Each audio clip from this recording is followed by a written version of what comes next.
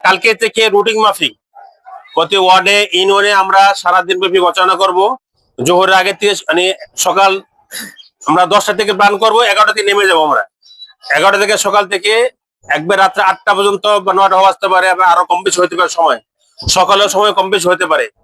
এই জন্য আমরা আমাদের নির্বাচন পরিচালনা কমিটির পক্ষ থেকে আপনাদের একটা রোড ম্যাপ দেওয়া হয়েছে, মানে কোন ওয়ার্ডে কোন ইউনিয়নে কবে আপনার সবাই অবশ্যই আমাদের প্রশাসনের যে নির্বাচনী গ্রুপ আছে ওইখানে আমরা জেনে নেবেন। আমরা কালকে থাকবো 14 এবং 13 নম্বর ওয়ার্ডে, আমরা আগামীকাল থাকবো 14 ও 13 নম্বর ওয়ার্ডে। যারা এখানে আছে একটা প্রস্তুতি নেন, আমরা কালকে কোথায় কোথায় নামবো আপনি এখানে একটা পরামর্শ করে আমরা শিডিউল ঠিক করে ফেলেন।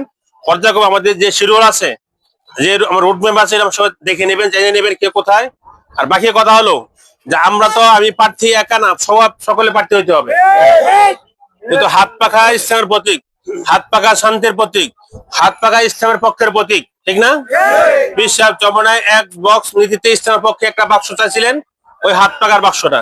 আলহামদুলিল্লাহ আমাদের আল্লাহ খাস রহমত হাত পাখার এই প্রতীকে যেন আল্লাহ তাআলা ইসলামের পক্ষে প্রতীক কবুল করছে, একটা সর্বোচ্চ প্রমাণ। এটা যে অনেক চড়াই উত্তরায় পেরেও আমরা আমাদের এই প্রতীককে সম্মান রাখতে পারছি আমরা। এই জন্য আমরা সকলেই যা যা এলাকায় গিয়ে সকাল দুপুর বিকাল রাতে যে কোনো সময় নামাজের সময় হোক বা নামাজ ছাড়া হোক, যে যেখানে অবসর পাই আমরা হাত পাখা দাওয়াত দিয়ে কাজ করবো, মনে করতে ইনশাআল্লাহ। প্রত্যেক ভোটারের কানে আমাদের হাত পাখা দাওয়াত পৌঁছাতে হবে এবং হাত পাখা ভোট সে যে ভোট দেয় তাকে সম্ভব হলে অদা নিতে হবে। আমরা এই কটা করতে পারবো না ইনশাআল্লাহ। এই জন্য আমাদের আজকে অথবা না রাত্রে অথবা কালকে আপনারা হাতে হাতে লিফলেট পাবেন। আমাদের লিফলেট আসে পড়তেছে, যেহেতু আজকে প্রজেক্ট দিয়েছে আমরা 2 দিন আগে থেকে কাজকর্ম শুরু করে দিয়েছি। আমার লিফলেট আসতেছে, আমরা ফেস্টুন কিছু করতেছি, বাকি প্রচার সরঞ্জাম যা আছে আমরা চেষ্টা করতেছি সমন্বয় করে কিছু সবকিছু দেওয়ার জন্য। বাকি আপনাদের কাছে আমাদের আহ্বান থাকবে, হাত পাখার দাওয়াত ইসলামের পক্ষের প্রতীক, হাত পাখার দাওয়াত প্রত্যেকটা ঘরে ঘরে পৌঁছতে হবে ইনশাল্লাহ। আমরা পালন করতে ইনশাল্লাহ।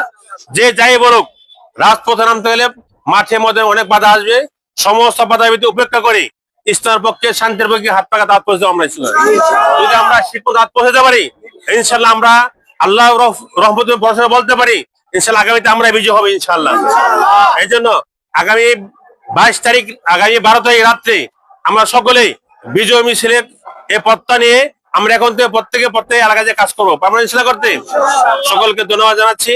আমরা সকলে এখন নামাজ পড়ার পরে